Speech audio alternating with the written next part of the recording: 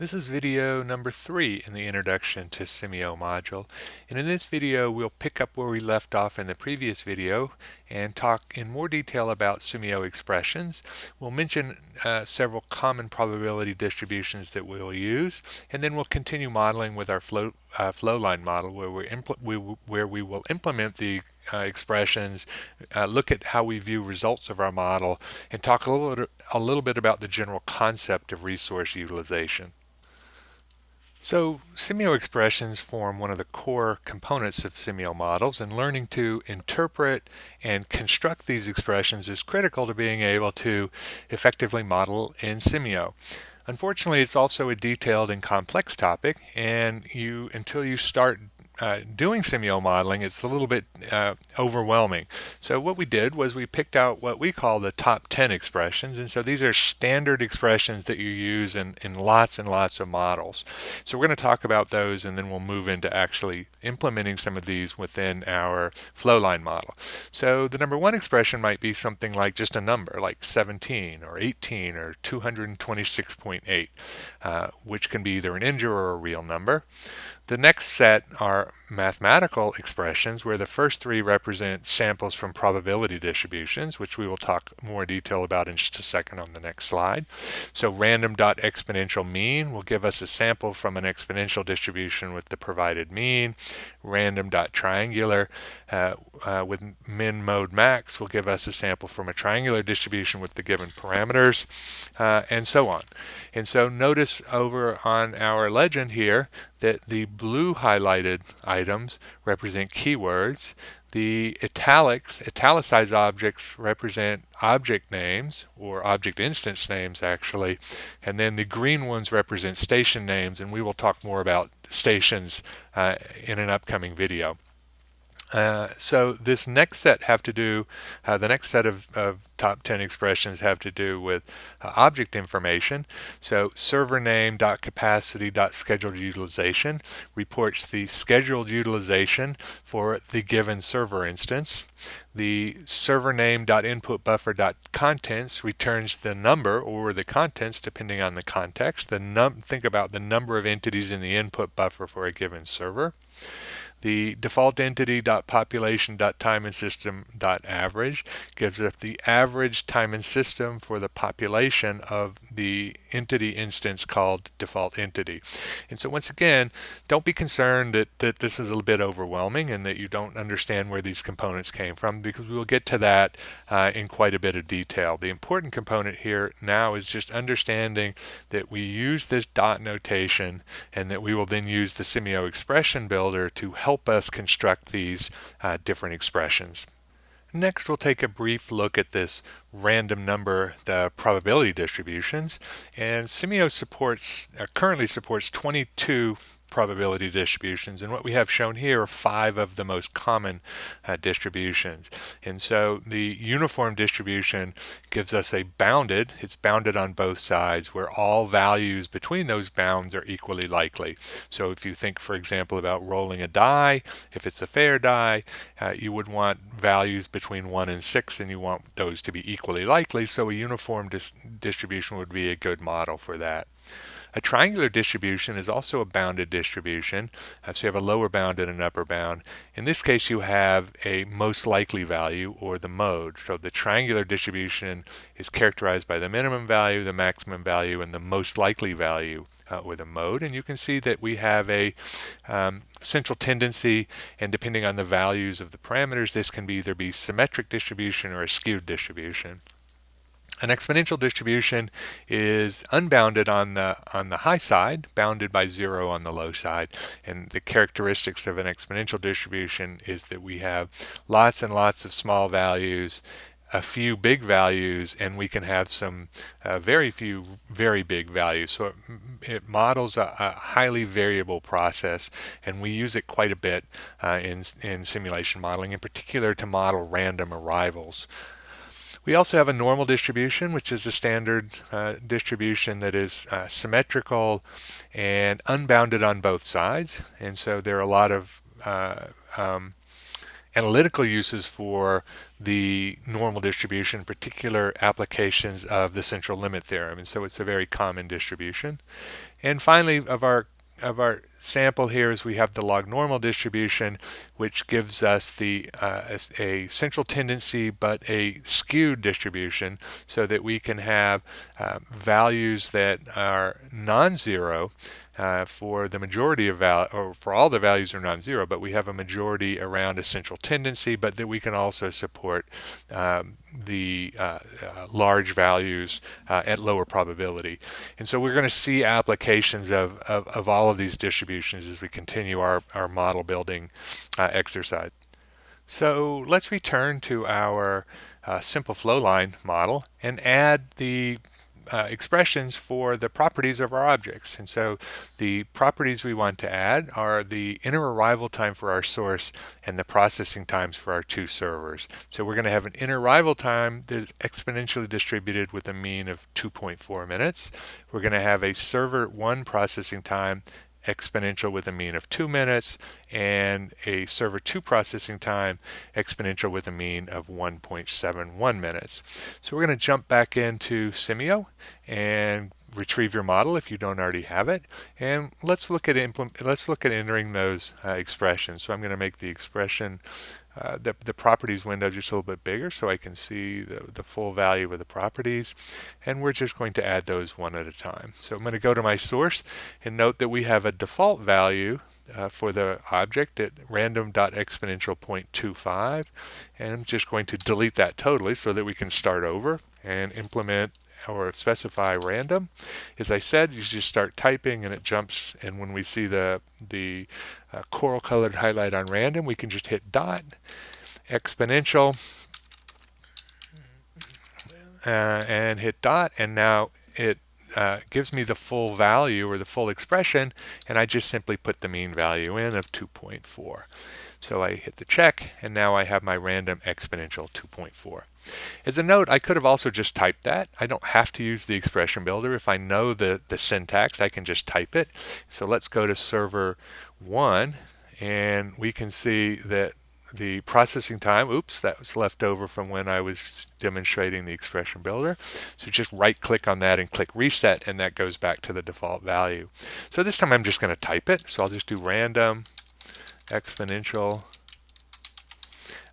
2, and then make sure that the time units are in minutes, which they are.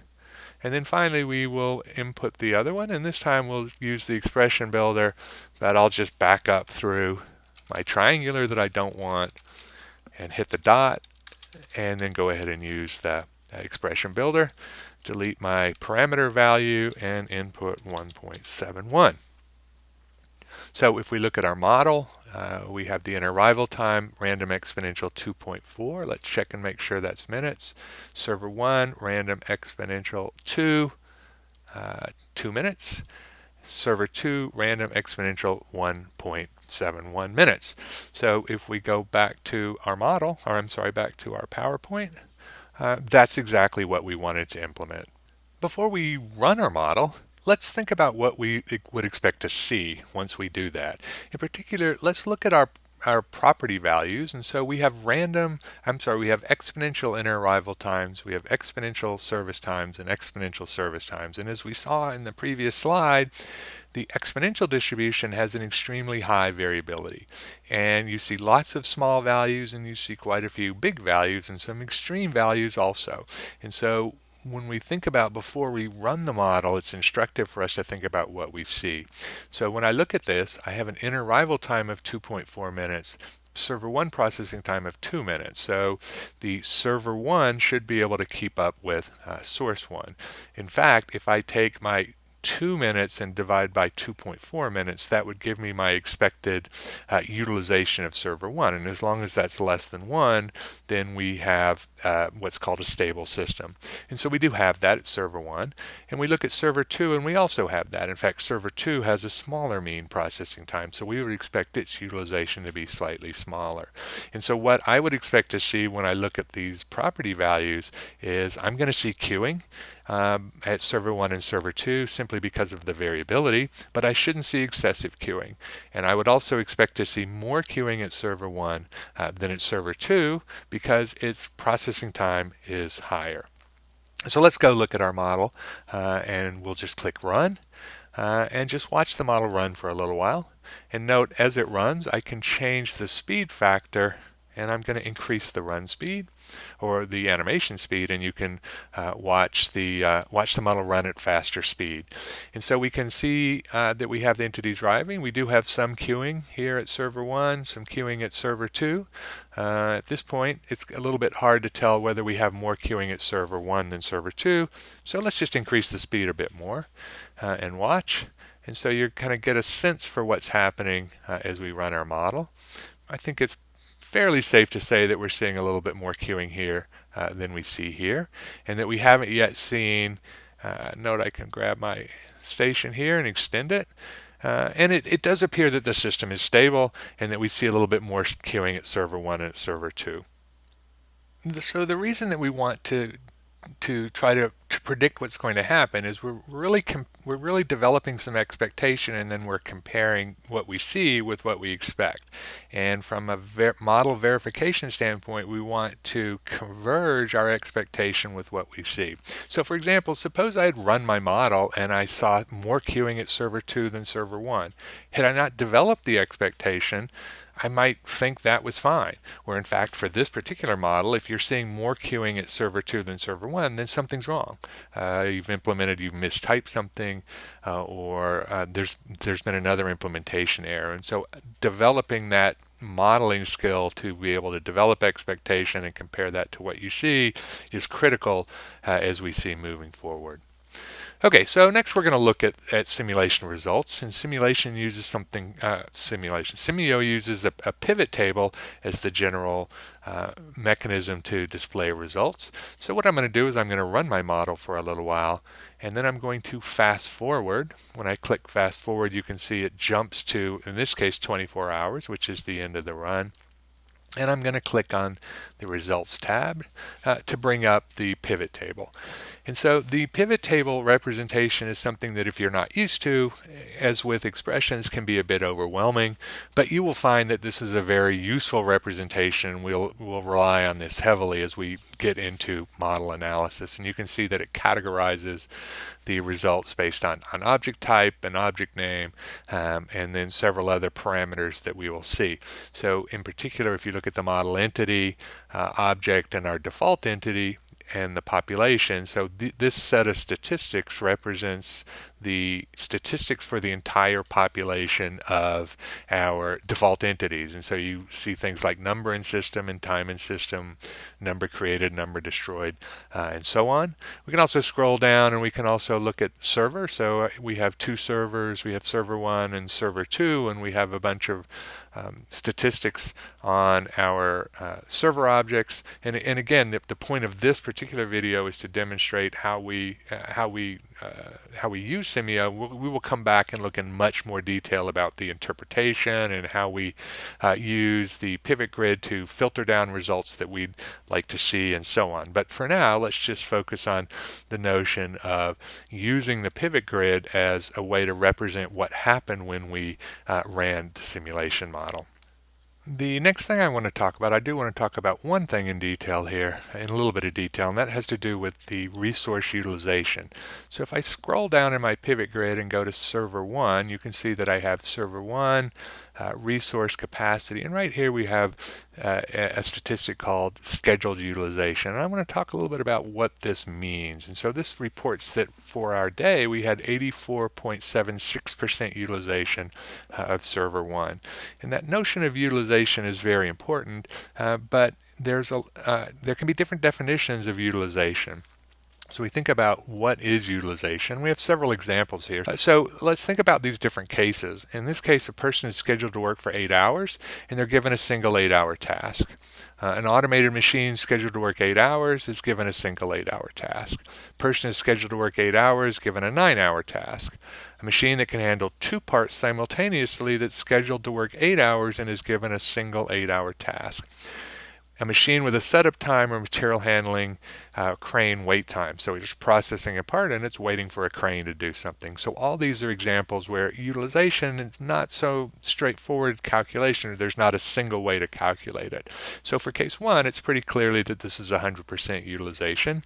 For case 2, it kind of depends on our definition. So we say here that the machine is scheduled to work 8 hours, but if it's an automated machine, it's probably available 24 hours. So if it has an 8-hour task over 24 hours, you could also interpret that as 33% utilization.